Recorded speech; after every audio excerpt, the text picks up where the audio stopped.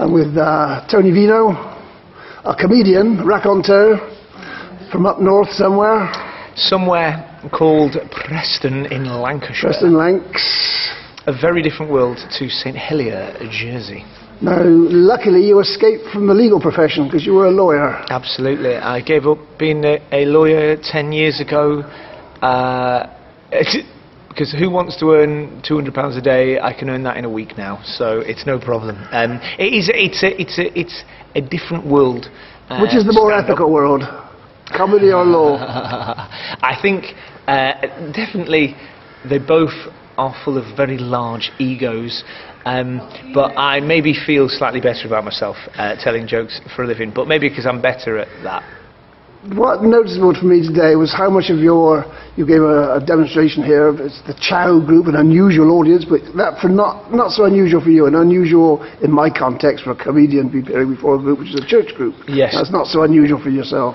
Well, no, I do shows in all sorts of contexts. So the comedy clubs, theatres, I do like golf clubs in the corporate world of after dinner speaking, and Chow was an interesting crossover to the world. It was a business networking meetings put on by the church, and so you had a lot of church people and non-church people together. But I suppose the thing that brought them together was business, which is why we looked at the idea of what are some of the lessons you can learn from stand-up for the business world. Do you share a managership with Jimmy Carr? I don't. I've never even gigged with Jimmy Carr. You know, he was slightly before. He started before me and then got famous, you know, more towards the early part of my career. So he was working on it in a different kind of level. So I never actually got to meet him. But you know, I know a lot of people that worked with him and remember him from his early days, and he was an example of how hard work and determination can get you to the top. He used to go to gigs and he'd have a clipboard, and every joke he'd rank, you know, numerically, you know, 1 to 10, how each joke did, and then he'd have reams of every gig he did, and he'd mark down every joke he did, drop the ones that say were before, you know, under 7, refine the ones over set, and then you know, so making sure that his set was constantly cutting edge. And it showed that, you know, really stand-up, it's not just, oh, so you're creative and you've got talent. Actually, hard work, the sums of money he was focus. able to earn were quite astounding for people like myself. But then it's the sort of football world we live in, isn't it? Absolutely, and it's definitely not the case for most comedians. You know, there are a few who can command very large fees because they get where they're on telly. But then the thing is, that's for any TV personality. You know, the after dinner speaking market for, you know, anyone, you know, Leslie Garrett or whoever, you know, just someone, you know, Bobby Davro, whoever, anyone that's been on telly or is on telly, or they can command a lot more. Have you got any idea how many people out there in the UK claim to be a comedian and make a living at it? I did a rough guesstimation at about 600 professional comedians, as in when I talk about professional, making their, if not only income, the majority of their, you know, basically the people living from entertainment through telling jokes, about 600. You know, give or take 100 or so. You know, yeah. If someone has a different number, I'd like to hear from them. Maybe email me. I'm a real southerner. I don't know what went on up there, but the Blackpool thing, the Blackpool comedians that are they still there? Are they? Yeah, the end of the pier. I mean, Blackpool was a really pioneering place for comedy back in the day, and a lot of the comedians that really cut their teeth in Blackpool are still going. I supported Jimmy Cricket on his tour, and he's in his late 70s now. What an amazing comedian he is, and a real hero. You know, for me, as a young man, to see him in his late 70s, really just giving it all the energy and all the enthusiasm, because he just for the love of the game, and he, you know, he started out from that generation, and he's still got amazing jokes. Like he gets a phone and he rings his mum. He goes, "Mammy, what do you think of euthanasia?" And she says, "I don't know, but youth in Ireland, I don't like those." You know, he's just got some brilliant. There's only one jokes. little show, an end of the pier show here. It's David Dale's drag show, and it plays 3 nights a week. And I went to interview him the other week, and I was amazed at the guy's background, theatrical background, a real actor. I mean, he was a real professional.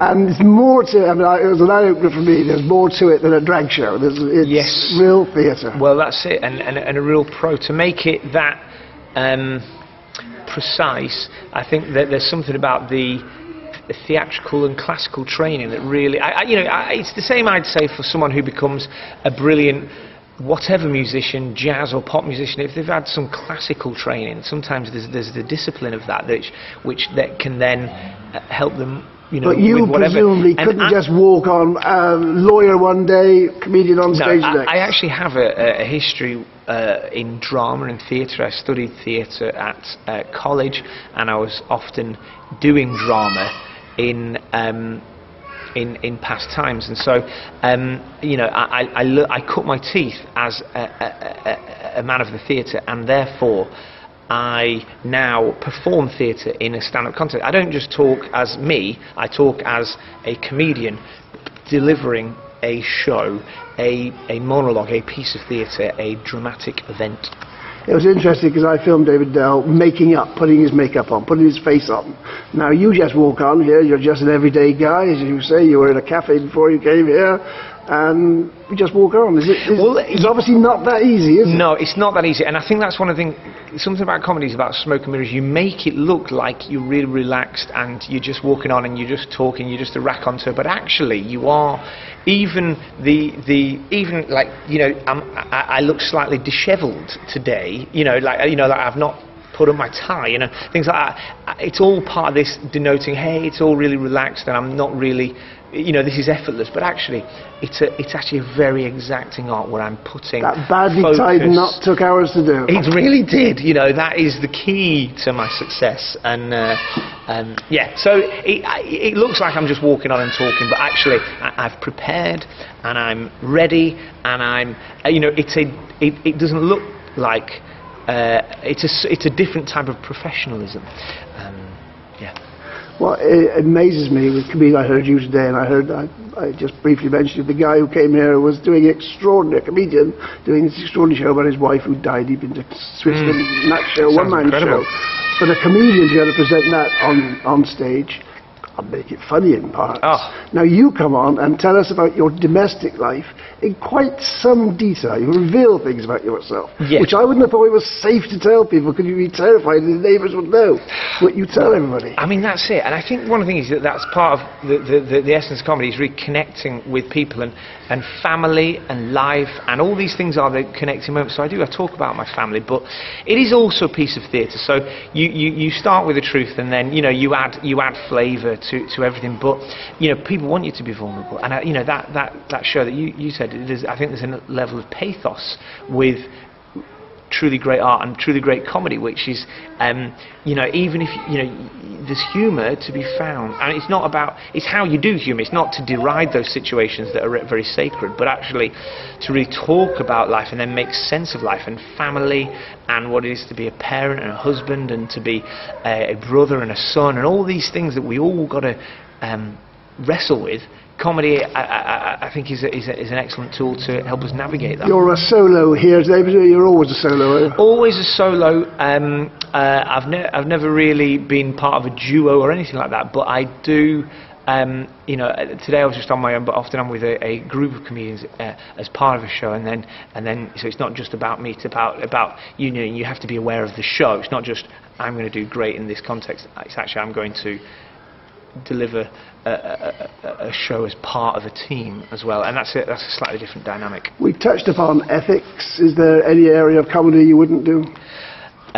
Is there any area of comedy I wouldn't do? I mean, I probably wouldn't do it naked. I'm not sure. That might not be funny. Yeah, that might not be required of me. But I think it's not things that I wouldn't do. I think for me, it's about what I would do, and I want to deliver comedy. I want to deliver what I do in a way that builds up and that celebrates life. And so I'd like to be a life-affirming comedian, and therefore that will probably stop me wanting to, if I'm, often comedy involves the victim, I'll try and make the victim myself or something that's already puffed up, rather than maybe pick on a a group of society or attacked a person who doesn't deserve to be picked on, and in that sense putting myself over again. And so I think I'm careful with those power dynamics. When you're in church, presumably you go to church on a reasonably regular basis because you're here as a part of a church activity. Do you ever get the giggles when you see what's going on there? Yeah, sometimes you think I've done shows for vicars and been heckled by them, and I sometimes think, wouldn't it be great to just heckle now? And but for me, God is in all of life, and so when I'm in church, it's not for me. It's not a place of. It's not off limits for humour and just like enjoying life. It's like any other area of life. God and people, we exist, and therefore I don't think I act differently in that context. I wouldn't say this is sacred space, and then there's other places that aren't sacred space. I think the whole of life is sacred, and therefore. Humour is part of being human and is part of our gift from God. So, if something's funny, I'll laugh at it. Do you have a book of Bible jokes for your dark days? Well, this book is available, and I'm part of this, which is Does God Laugh Out Loud? You can get it on Amazon, and it's Jimmy Crickett's in it, Milton Jones, Tim Vine, Joe Brand. I do a chapter, and the money goes to Mary's Meals. So please do get on that and support that. It came out a few weeks ago. I have to go now. We will finish with your little advertisement because that's a perfect point to end. Most grateful for your time. Thank you so much. Cheers.